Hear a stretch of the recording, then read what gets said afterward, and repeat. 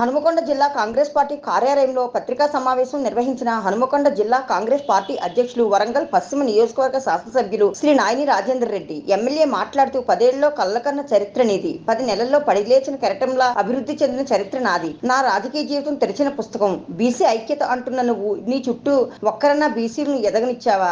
నేను రెడ్డి అయినా నా చుట్టూ మొత్తం బీసీ నేతలే ఉంటారు చూడు, నా దగ్గర అన్ని కులాల వాళ్ళు ఉన్నారు, కానీ నీ దగ్గర కులాలు ఏంటంటే కబ్జాల కులం, దోపిడీ కులం, గూండాల కులం అని అన్నారు. నువ్వేదో నేను ఇంత గోడ దాకిన తుపాకిని ఇలా పాకినాడు ఒక చెప్తున్నావు, నువ్వు ఏది కాదు నీతోటి.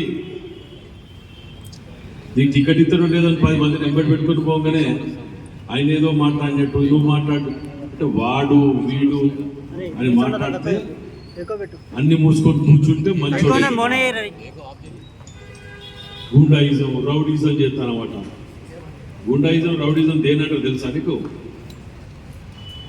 తోట పవన్ని ఎప్పటి రోడ్డు మీద కొట్టి పారేసి పోతే చావు బతుకుల బతికిను, దాన్ని గుండాయిజం అంటారు. వాళ్ళు నిన్న నీతో పాటు ఆడ పాల్గొన్నారు.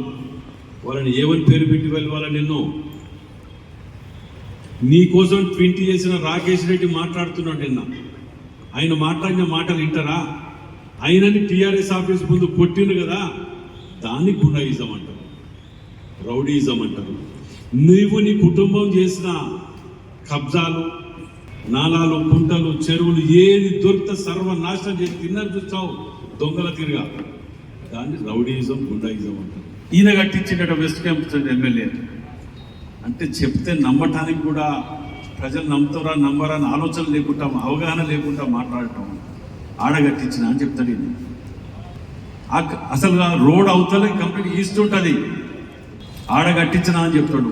ముందు కూడా ఇవాళ అక్కడ ఉన్నటువంటి పెద్దమ్మగడ్డ వాసులు, దళితులు ఇంటికి 500, 1000, 2000 వేసుకొని ఆడ కాంపౌండ్ కట్టుకున్నారు. ముందు సైడ్ మున్సిపల్ ఫండ్ పెట్టి అప్పుడున్న కార్పొరేటర్ బోర్డు డిన్నా అక్కడ కట్టించింది. ఆయన